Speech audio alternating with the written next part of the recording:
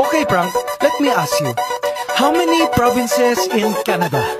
10? Okay, how many provinces in China? 23. How many provinces in the Philippines? I don't know.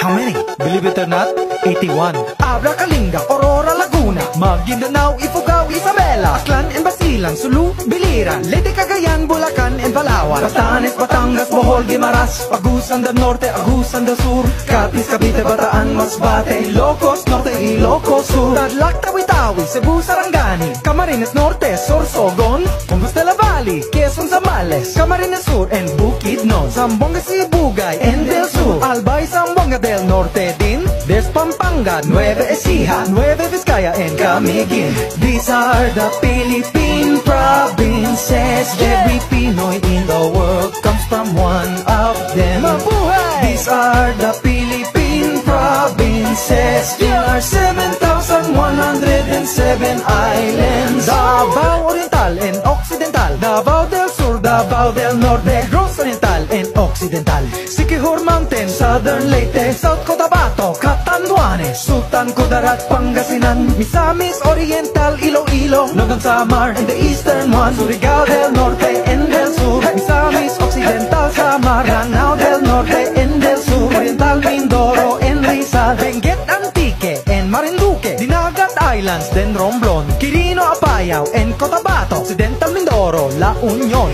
These are the Philippine provinces. Every Pinoy in the world comes from one of them. Mabuhay! These are the Philippine provinces. There are 7,107 islands. Mikey, wait!